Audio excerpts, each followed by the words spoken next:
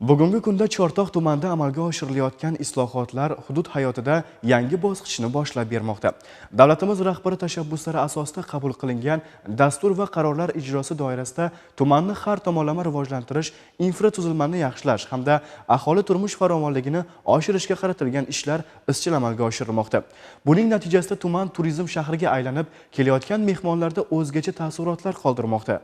So'nggi yillarda Chortoq tumanida hududni rivojlantirish, qishloq va mahallalar infratuzilmasini yaxshilash bo'yicha qator davlat dasturlari amalga oshirildi. Xususan, Yangi O'zbekiston qiyofasidagi tumanlar dasturi, Jahon bankining o'rta shaharlarni kompleks rivojlantirish hamda qishloq infratuzilmasini yaxshilash loyihalari doirasida tumanga katta hajmda mablag'lar yo'naltirildi. 2024-2025 yillar davomida tumanga jami 1.1 trillion so'm mablag' ajratilib, ushbu mablag'lar iqtisodiy va ijtimoiy sohalarda muhim loyihalarni amalga oshirishga xizmat qilmoqda. Jahon banki mablag'lari hisobidan yo'llarni ta'mirlash, ichimlik suvi tarmoqlarini yangilash, obodonlashtirish va xizmat ko'rsatish sohalarida keng ko'lamli ishlar olib borildi. Ma'lumot o'rnida ta'kidlash joizki, davlat rahbarining tumanga tashrifi davomida ko'zdan kechirilgan Katta Namangan magistral kanalining 2 kilometr qismi ko'ngilochar Chortoq turizm dam olish maskaniga aylantirildi. Ushbu hududda salomatlik yo'laklari, 15 ta savdo va 2 ta umumiy ovqatlanish shoxobchalari tashkil etildi.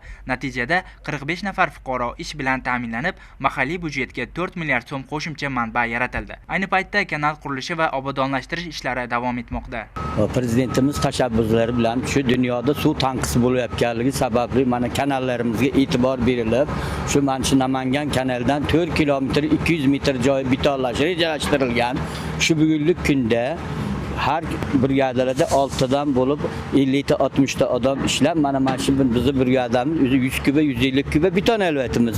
Ishchilarimizga hamma sharoitlar yetarli, issiq ovqatlarimiz, texnikalarimizda hamma narsada sharoit vaqtida ish haqlarimizni elvatimiz.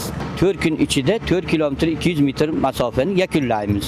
Mana shu yerda bir 50-60 metr masofa qoldi. 4 ta brigada bor. Shularda har bittasida 50 ta 60 tadan odam bor. Yetarli texnikalari har bittasida 10 ta 15 tadan bor. Bundan ko'zlangan maqsad mana shu Chortog'imizni turizm zonasiga aylantirish. Kelayotgan mehmonlar shu Chortoq haqida iliq fikrlarni uyg'otish. Shu bilan birga Yangi O'zbekiston toifasidagi tuman sifatida Chortoq tumaniga qo'shimcha 70 milliard so'm mablag' ajratilib, 12 ta loyiha doirasida qurilish va ta'mirlash ishlari olib borilmoqda. Amalga oshirilayotgan keng ko'lamli islohotlar Chortoq tumanining ijtimoiy-iqtisodiy salohiyatini oshirish, aholi bandligini ta'minlash va turmush farovonligini yaxshilashga xizmat qilmoqda. Bu ishlar natijasida tuman tobora zamonaviy, obod va yashash uchun qulay hududga aylanib bormoqda.